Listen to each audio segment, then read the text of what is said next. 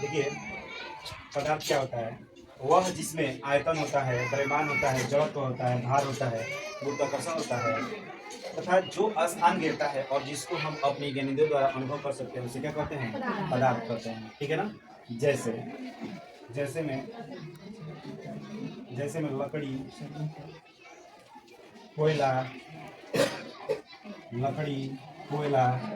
ईंट, पत्थर आदि, ये सब क्या है? पदार्थ है। ठीक है ना? गैस, द्रव, ये सब के सब क्या है? पदार्थ है। ठीक है। अब इसमें एक शब्द आता है आयतन। आयतन किसे कहते हैं? आयतन किसे कहते हैं? जब किसी वस्तु के द्वारा जो स्थान ग्रहण किया जाता है वह उसका क्या कहलाता है? आयतन कहलाता है। ठीक है ना? जब कोई वस्तु जितना स्थान ग्रहण करती है वह उसका क्या कहलाता है? आयतन कहलाता है। क्या कहलाता है? आयतन कहलाता है। इसका द्रव्यमान किसे कहते हैं? द्रव्यमान किसे कहते हैं? किसी पदार्थ में उपस्थित उनके कणों की संख्या ही उसका क्या कहलाता है? द्रव्यमान कहलाता है। ठीक है ना? कहते हैं किसी पदार्थ में उपस्थित कणों की संख्या ही क्या कहलाता है? द्रव्यमान कहलाता है। ठीक है ना? अब उसके बाद जड़त्व। जड़त्व किसे कहते हैं? जब कोई वस्तु अपनी स्थिति का विरोध करता है वह उसका क्या कहलाता है? जड़त्व कहलाता है। जब कोई वस्तु अपनी स्थिति का क्या करता है? विरोध करता है, उसे क्या कहते हैं? जड़त्व कहते हैं। कोई भी चीज जहाँ है वहीं पर बनी रहेगी। कोई भी वस्तु जहाँ पर है वहीं पर क्या होगी? बनी रहेगी। उसे ही क्या कहते हैं? जड़त्व कहते हैं। जब तक कि उस पर कोई बाह्य बल न लगाया जाए। समझ में आया ना? जब तक कि कोई उस पर कोई बाह्य बल न लगाया जाए, कोई भी चीज, जैसे कि ये बुक पड़ा है यहाँ पर और इसको हम नहीं उठाएंगे तो ये उठेगा नहीं। क्यों नहीं उठेगा? ये जड़त्व के कारण। क्यों नहीं? क्योंकि ये अपनी वास्तविक स्थिति का क्या करता है? विरोध करता है। उसे क्या कहते हैं? जड़त्व कहते हैं। आएगा समझ? भार। भार किसे कहते हैं? जब पृथ्वी किसी वस्तु को जिस बल से अपनी ओर खींचती है वह उसका क्या कहलाता है? भार कहलाता है। ठीक है ना? जब पृथ्वी किसी वस्तु को अपने केंद्र की ओर जिस बल से खींचती है उसे क्या कहते हैं? भार कहते हैं। क्या कहते हैं? भार कहते हैं। और गुरुत्वाकर्षण किसे कहते हैं? ब्रह्मांड में किन्हीं दो पिंडों के बीच लगने वाले आकर्षण बल को ही गुरुत्वाकर्षण बल कहते हैं। ब्रह्मांड में किन्हीं दो पिंडों के बीच लगने वाले आकर्षण बल को ही गुरुत्वाकर्षण बल कहते हैं। ठीक है? आएगा समझे ना? देखिए, न्यूटन ने बताया था कि ब्रह्मांड में इन दो पिंडों के बीच, ठीक है ना, जैसे मान लीजिए कि दो पिंड क्या है? M1 है और दूसरा क्या है? M2 है और इनके बीच की दूरी क्या है? R है। तो न्यूटन ने बताया कि ब्रह्मांड में किन्हीं दो पिंडों के बीच लगने वाले आकर्षण बल, ठीक है ना, उसे गुरुत्वाकर्षण बल कहलाता है। लेकिन इसके सापेक्ष में उन्होंने क्या दिया? नियम दिया। क्या नियम दिया? उन्होंने बताया कि ब्रह्मांड में किन्हीं दो पिंडों के बीच लगने वाले आकर्षण बल उन पिंडों के द्रव्यमान के गुणनफल के अनुक्रमानुपाती होता है। उन पिंडों के गुणनफल के द्रव्यमान के अनुक्रमानुपाती होता है तथा उनके बीच के दूरी के वर्ग के व्युत्क्रमानुपाती होता है। ब्रह्मांड में किन्हीं दो पिंडों के बीच लगने वाले आकर्षण बल उन पिंडों के गुणनफल के अनुक्रमानुपाती तथा उनके बीच की दूरी के वर्ग के व्युत्क्रमानुपाती। इसे समीकरण फर्स्ट बना लीजिएगा, ऐसे समीकरण 2 बना लीजिएगा। ठीक है ना? अब यहाँ से समीकरण 1 तथा समीकरण 2 से, समीकरण 1 तथा समीकरण 2 से, समीकरण 1 तथा समीकरण 2 से, ठीक है ना? अब जैसे इसको और इसको लेंगे हम लोग, ठीक है ना, ये हो जाएगा 8 इज प्रोपोर्शनल M1 M2 अपान में R²। ठीक है ना? और जैसे ही इस प्रोपोर्शनल को हटाएंगे, अनुक्रमानुपाती चिन्ह को हटाएंगे, तो ये बन जाएगा क्या? कांस्टेंट यहाँ लेते हैं, तो कांस्टेंट के रूप में कैपिटल G लेते हैं। ठीक है ना? M1 M2 अपान में R²। ठीक है ना? ये इसका क्या है? गुरुत्वाकर्षण बल का सूत्र है। A बराबर G M1 M2 अपान में R²। आएगा समझ में? ठीक है?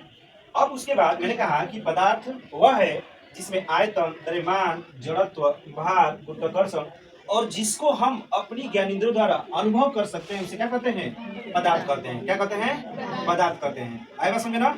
जैसे कि अभी मैंने बताया लकड़ी, कोयला, ईंट, पत्थर, ठीक है ना, गैस, द्रव, ये सब क्या है? पदार्थ है। ठीक है ना? अब पदार्थ की दो अवस्थाएं होती हैं। पदार्थ की कितनी अवस्था होती है? दो अवस्था होती है। कौन कौन? भौतिक और रासायनिक। पदार्थ की दो अवस्थाएं होती है, भौतिक और रासायनिक। भौतिक क्या होता है और रासायनिक क्या होता है?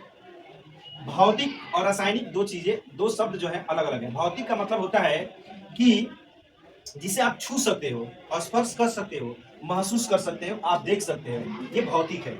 यानी हमारे आसपास की जो भी चीजें दिखाई दे रही हैं ये सारी क्या है, भौतिक है। ठीक है ना। ऐसा कोई चीज नहीं है जो हमारे आंखों से दिखाई दे रहा है और वो भौतिक ना हो। आएगा समझे ना। और भौतिक चीजें क्या होती है, नश्वर होती है। भौतिक चीजें क्या होती हैं, नश्वर होती है। उसे अंततः एक ना एक दिन उसे नष्ट हो जाना ही होता है। आएगा समझ में।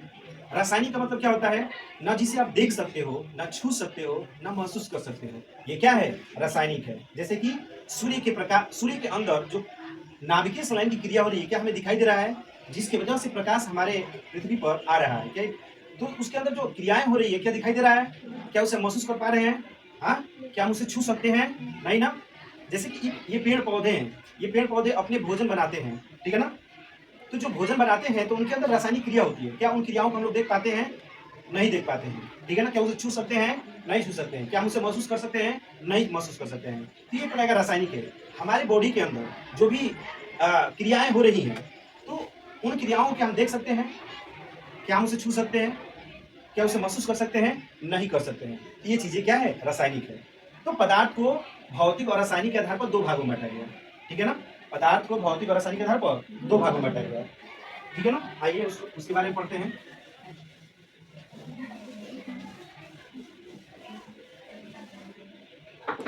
जैसे मैंने कहा कि पदार्थ की दो अवस्थाएं होती हैं और दो अवस्थाओं के आधार पर पदार्थ को क्या किया गया है, बांटा गया है। ठीक है ना। एक होता है भौतिक अवस्था, एक होता है भौतिक अवस्था और दूसरा होता है रासायनिक अवस्था। रासायनिक अवस्था, ठीक है ना। भौतिक अवस्था के आधार पर पदार्थ को पांच भागों में बांटा गया। भौतिक अवस्था के आधार पर पदार्थ को पांच भागों में बांटा गया। पहला ठोस, दूसरा द्रव, तीसरा गैस और चौथा प्लाज्मा और पांचवा बीईसी। बीईसी क्या बोलते हैं, बोस आइंस्टाइन कंडेंसेट। ठीक है। और रासायनिक अवस्था के आधार पर पदार्थ को दो भागों में बांटा गया, शुद्ध पदार्थ और अशुद्ध पदार्थ। शुद्ध पदार्थ और अशुद्ध पदार्थ। शुद्ध पदार्थ को दो भागों में बांटा गया। ठीक है। तत्व और यौगिक। अशुद्ध पदार्थ को दो भागों में बांटा गया, समांगी और विषमांगी। ठीक है। समांगी और विषमांगी। तत्व को तीन भागों में बांटा गया, धातु, अधातु, धातु अधातु, ठीक है ना, और उपधातु। ठीक है ना। यौगिक को दो भागों में बांटा गया, एक कार्बनिक यौगिक और दूसरा अकार्बनिक यौगिक। क्या चीज समझ में आया। पदार्थ की दो अवस्थाएं होती हैं, एक भौतिक अवस्था और दूसरा रासायनिक अवस्था। भौतिक अवस्था के आधार पर पदार्थ को कितने भागों में बांटा गया है, पांच भागों में, ठोस, द्रव, गैस, प्लाज्मा, बीज।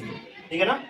और रासायनिक अवस्था के आधार पर दो भागों में बांटा गया, शुद्ध पदार्थ और अशुद्ध पदार्थ। शुद्ध पदार्थ को दो भागों में बांटा गया, तत्व और यौगिक। तत्व कौन कौन होते हैं, तत्वों को तीन भागों में बांटा गया, धातु, अधातु और उपधातु। ठीक है ना। और उसके बाद यौगिक, यौगिक को दो भागों में बांटा गया, कार्बनिक यौगिक और अकार्बनिक यौगिक। ठीक है। और इसको अशुद्ध पदार्थ को समांगी और विषमांगी में बांटा गया है। ठीक है ना। तो अब हम लोग पढ़ेंगे कि ठोस पदार्थ क्या, ठोस क्या होता है, द्रव क्या होता है, गैस क्या होता है। ठीक है ना। तो ठोस किसे कहते हैं, ऐसे पदार्थ जिनके आयतन और आकृति दोनों ही निश्चित होते हैं उसे क्या कहते हैं, ठोस कहते हैं। ऐसे पदार्थ जिनके आयतन और आकृति दोनों ही निश्चित होते हैं उसे क्या कहते हैं, ठोस कहते हैं। जैसे ईंट, पत्थर, लकड़ी, ठीक है ना, ये सब क्या है, लोहा, ये सब ठोस है। आया समझ ना। द्रव किसे कहते हैं, ऐसे पदार्थ जिनके आयतन तो निश्चित होते हैं परंतु आकार निश्चित नहीं होता उसे क्या कहते हैं, द्रव कहते हैं। क्या कहते हैं, द्रव कहते हैं। जैसे कि पानी, दूध, तेल, तेल में आ जाएगा डीजल, पेट्रोल, ये सब क्या है, द्रव है। ठीक है ना। ऐसे पदार्थ जिनके आयतन तो निश्चित होते हैं परंतु आकार निश्चित नहीं होता उसे क्या कहते हैं, द्रव कहते हैं। गैस किसे कहते हैं, ऐसे पदार्थ जिनके आयतन और आकार दोनों ही अनिश्चित होता है उसे क्या कहते हैं, गैस कहते हैं। ऐसे पदार्थ जिनके आयतन और आकार दोनों ही अनिश्चित होता है उसे क्या कहते हैं, गैस कहते हैं। ठीक है। उसके बाद प्लाज्मा किसे कहते हैं, ऐसे पदार्थ या वह पदार्थ जिसको 10 के पावर 7 के केल्विन ताप देने पर, वह पदार्थ जिसको 10 के पावर 7 केल्विन ताप देने पर अपने आयनित अवस्था में हो जाते हैं। ऐसे पदार्थ जिसको 10 के पावर 7 केल्विन ताप देने के बाद आयनित अवस्था में हो जाते हैं उसे क्या कहते हैं, उसे प्लाज्मा कहते हैं। क्या कहते हैं, प्लाज्मा। प्लाज्मा आपको जैसे सूर्य के जो चमकीला भाग होता है, सूर्य का सतह वाला जो भाग होता है, चमकता हुआ प्रतीत होता है, जिस पर हमारे आंखें नहीं ठहरती है, वो किसके वजह से नहीं ठहरती है? वो प्लाज्मा की वजह से नहीं ठहरती है। ठीक है ना, आएगा समझना। उसके बाद BC क्या होता है? बोस-आइंस्टाइन कंडेंसेट। यह एक ऐसे पदार्थ होता है जो जिसको परम ताप मतलब -273 डिग्री सेल्सियस पर, -273 डिग्री सेल्सियस से कम ताप पर जब इसको ठंडा किया जाता है तो हमें BEC पदार्थ मिलता है। ठीक है ना, इसमें तीन वैज्ञानिकों ने तीन से अधिक वैज्ञानिकों ने क्या किया था? BEC पर रिसर्च किया था। सबसे पहले बोस नामक वैज्ञानिक ने रिसर्च किया, रिसर्च करते करते उनका डेथ हो गया। उसके बाद आइंस्टीन का भी डेथ हो गया। उसके बाद आधुनिक वैज्ञानिकों ने BEC को क्या किया? दुनिया के सामने लेकर आया। आए बात समझे ना? ठीक है, अब उसके बाद शुद्ध पदार्थ क्या होता है, अशुद्ध पदार्थ क्या होता है? ऐसे पदार्थ, शुद्ध पदार्थ किसे कहते हैं?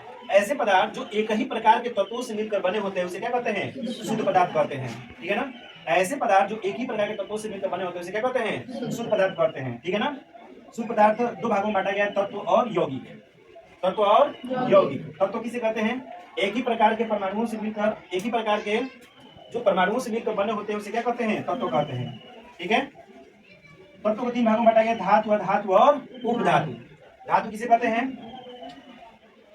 वह पदार्थ जो रासायनिक अभिक्रियाओं में, वह पदार्थ जो सामान्य रासायनिक अभिक्रियाओं में एक या एक से अधिक इलेक्ट्रॉन त्याग कर धनायन बनाने की प्रवृत्ति होती है उसे क्या कहते हैं?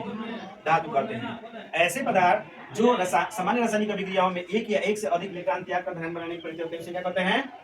क्या कहते हैं? धातु कहते हैं। जैसे सोडियम, सोडियम क्या करता है? एक इलेक्ट्रॉन त्याग कर धनायन बन जाता है। जैसे मैग्नीशियम, मैग्नीशियम क्या करता है? मैग्नीशियम भी दो इलेक्ट्रॉन त्याग कर क्या करता है? 2+ हो जाता है। एल्यूमिनियम, एल्यूमिनियम भी क्या करता है? 3 इलेक्ट्रॉन त्याग कर धनायन बन जाता है। ठीक है ना, तो ऐसे पदार्थ जो अपने सामान्य रासायनिक अभिक्रियाओं में एक या एक से अधिक इलेक्ट्रॉन त्याग कर धनायन बनाने की प्रवृत्ति रखते हैं, ऐसे पदार्थों को क्या कहते हैं? ऐसे पदार्थों को क्या कहते हैं? धातु कहते हैं। ठीक है ना, जैसे सोडियम, मैग्नीशियम, एल्यूमिनियम, ठीक है ना, कॉपर, कोबाल्ट, निकेल, ये सब क्या है? धातु है। आएगा समझे ना? उसके बाद अधातु किसे कहते हैं? ऐसे पदार्थ जो सामान्य रासायनिक अभिक्रियाओं में एक या एक से अधिक इलेक्ट्रॉन ग्रहण करके ऋणायन बनाने की प्रवृत्ति देते हैं उसे क्या कहते हैं? धातु कहते हैं, अधातु कहते हैं। सॉरी, ऐसे पदार्थ जो सामान्य रासायनिक अभिक्रियाओं में एक या एक से अधिक इलेक्ट्रॉन ग्रहण करके ऋणायन बनाने की प्रवृत्ति देते हैं उसे क्या कहते हैं? अधातु कहते हैं। जैसे क्लोरीन, क्लोरीन क्या करता है? एक इलेक्ट्रॉन ग्रहण करेगा और Cl पर क्या हो जाएगा? माइनस हो जाएगा। ऑक्सीजन 2 इलेक्ट्रॉन ग्रहण करेगा और क्या हो जाएगा? O पर 2 माइनस हो जाएगा। आएगा समझना? उपधातु किसे कहते हैं? उपधातु किसे कहते हैं? ऐसे पदार्थ, उपधातु किसे कहते हैं? ऐसे पदार्थ जिसमें धातु और अधातु दोनों के गुण पाए जाते हैं उसे उपधातु कहते हैं। ऐसे पदार्थ जिसमें धातु और अधातु दोनों के गुण पाए जाते हैं उसे क्या कहते हैं? उपधातु कहते हैं। जैसे जर्मेनियम, सिलिकॉन, ठीक है।